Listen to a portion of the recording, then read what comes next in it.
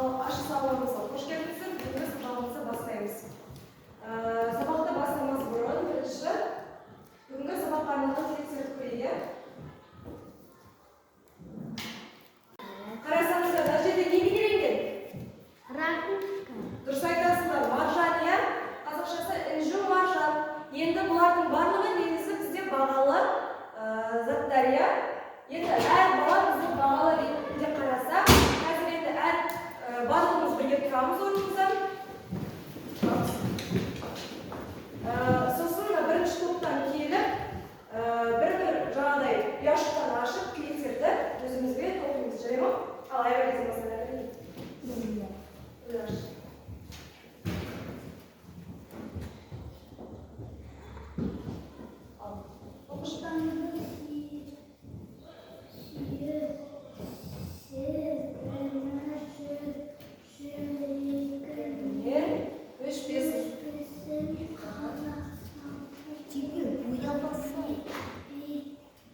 Бейнеленген. Қазақстан туына не бейнеленген? Дұрыс айтасың, тағы. Күннің астында не бейнеленген?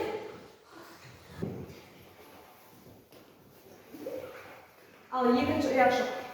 Отанды сүю сезімі жүрегіңнен өшпесін дейді. Сенің отаның қалай аталады? Сен тұратын жер қалай аталады? Дұрыс айтасың, Қазақстан деп аталады, өте жақсы, керемет. Келесі ақтыңыздар. Демирхан, отан тұтып, оны көркейтуге үлес қос. Қазақстанның қай қалаларын білесің? Дұрыс айтасың, Алматы тағы. Тағы қай қалаларын білесің? Еліңнің ертеңіне сенімді болып, үлкен армандарға жете бер дейді. Қазақстанның астанасы қалай аталады? Бізде отан туралы мақалдар беріледі, солардың сөздері түсіп қалған. Ал енді біз соны дұрыс табуымыз керек. Күрес өз гүліне тікені отбасынан оттан алтын бұлбұл жанбайды сатқын дейді. Енді отан қалады. Отан кім біледі? Отан неден басталады? Дұрыс айтасыңдар. Отан отбасынан басталады.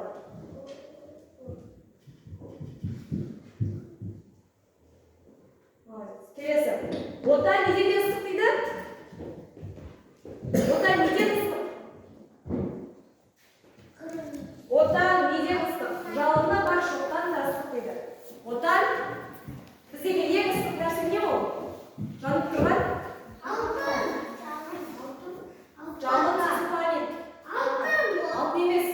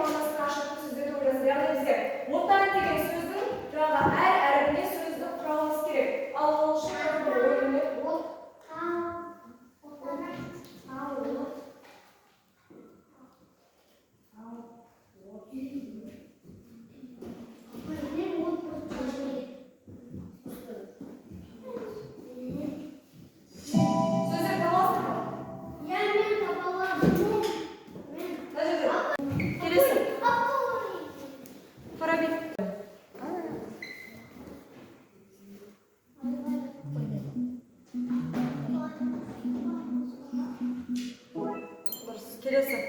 Атамекен.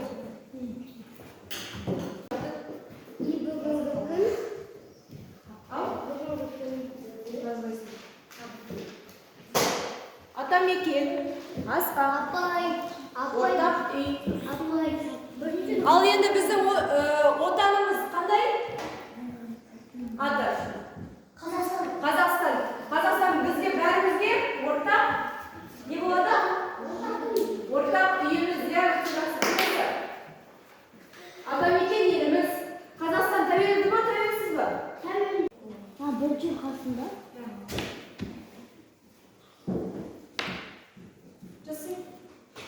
Ал оқушылар қазір біз өзімізді бағалау үшін мынау не екенін білеміз ба? Кім біледі? Ойын тағы? Бұл мейміз сусын ішеміз. Не деп аталады? Қазақтарда бұны ежелгі заманда су ішу үшін арналған.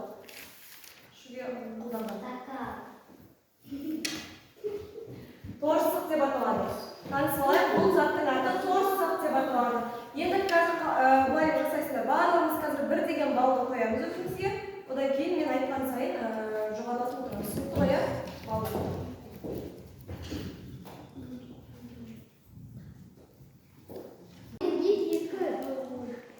Қазір енді тапсырманы орындаған сайын қосамыз.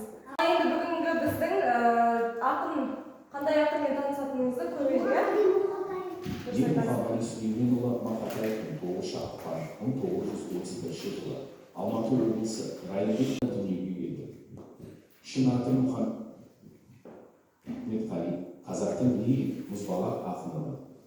Мен туралы толық білім келсе сілтемеге өтті. Енді қараңдар, Мұхаммед Мақатаевты қандай ақын дейді? Дұрыс айтасың, мұзбалақ ақын деп атайды екен, иә? Енді бізде бірінші ақпаратты кім оқысы келеді? Мен. Мұхаммед Мақатаев ол? Көрнекті ақын Алматы. Болды, өте жақсы. Енді қай жерде туылған екен? Алматы облысында. Енді оның жаңағыдай жасаған біріншісі қандай? Қарлығашым? Келесі.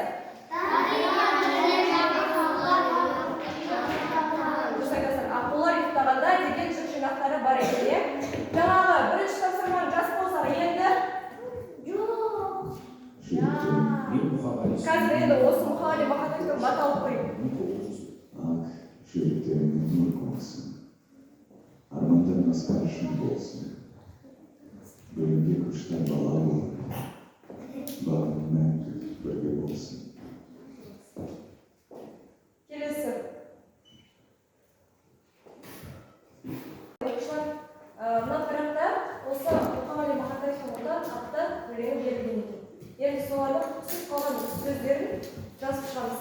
Өздерінің аты жөндеріңді жазамыз. Бірінші аты жөніңізді, одан кейін қалған сөздерді жазып шығамыз. Дұрыс айтасың. Түнін сүйем, күнін сүйем. Жазды. Мынау бойынша жазасың. Иә, аттарын жазасың. Мынау бойынша жазасың.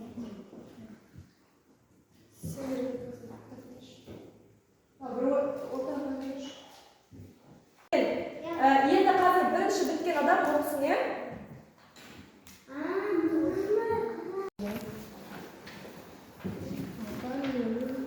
Күнім сүйем, ағынды өзен асқақ тау гүлім сүйем. Мен оның қасиетті тілін сүйем. Мен оның құдіретті үнін сүйем. Бар жәндігін сүйемін. Құбырлаған бәрі маған. Отан деп сыбырлаған. Болды, осы шекілді. Жаңағы біткен жері сыбырлаған деді. Енді сен мына жақтан бастайсың. Жаным менің кеудемде. Жары шықты боз торғайы бұл өмір жылдағы отан бәрінен биік екен мен оны мәңгілікке сыйып өтемін. Өте жақсы. Өте жақсы. Аттарын басқаша қойып осыны бағаласың. 2 балл қосамыз, кім кетеміз? Аяқтағандарымыз 2 балл аламыз.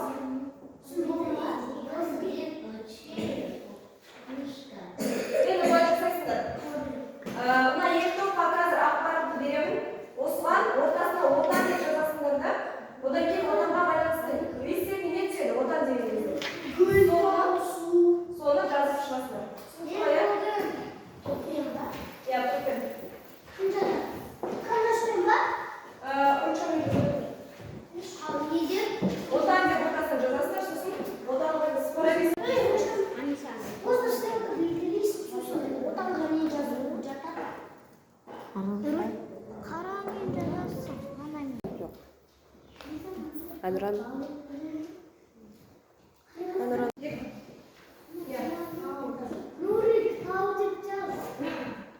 Әнұран. Дұрыс анығы, тау деп жаз. Еркежан сенде бір сөйлеп. Бәріне азар емеді. Бір, екі, үш тәт. Ал енді бірінші топ шығар.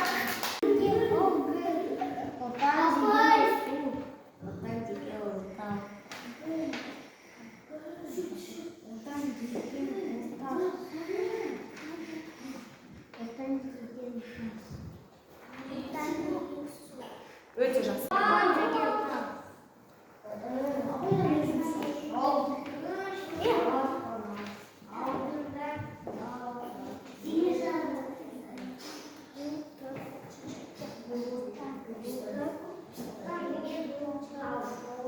Дұрыс айтасың. Су тас, одан кейін келесі. Отан деген ол?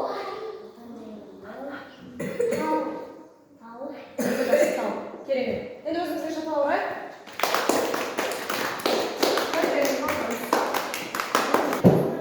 Қазір оқушылар мына жерде дөңгелектің ішінде біздің атты жөндеріміз берілген. Қайсы оқушы түседі, сол сұрақтарға жауап береді. Ал бастаймыз.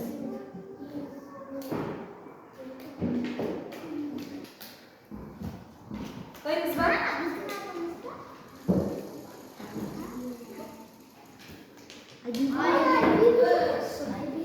Мына бірінші оқыған өлеңімізде қараймыз.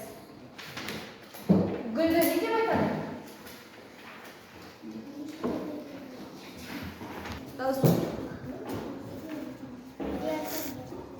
Дұрыс айтасың. Гүлдерден ертемен қауызын ашқан өте жақсы. Келесі. Элемент.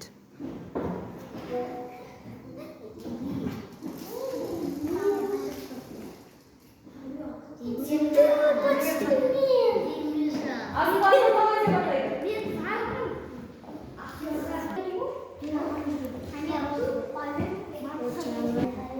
Мөп-мөлдір аспанның дейді. Өте жақсы.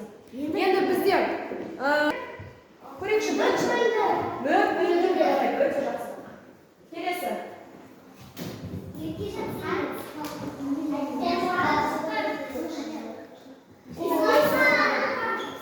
Өлеңде күз туралы айтылды. Дұрыс па, бұрыс па?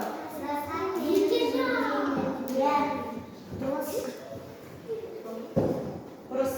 Айтар, ол жерде көктемнің енді гүлдердің қауызын ашып жатқанды айтады. Келесі.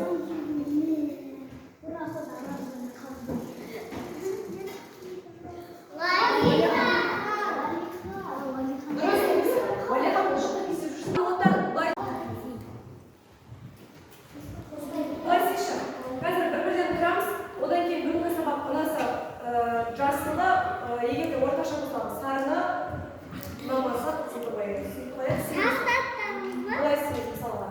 Вот жасылы. Так, бірінші топ тұрамыз.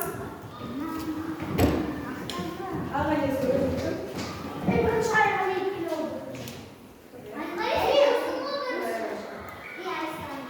Жақсы, керемет. Келесі. Айсана. Ақтазар. Валерхан.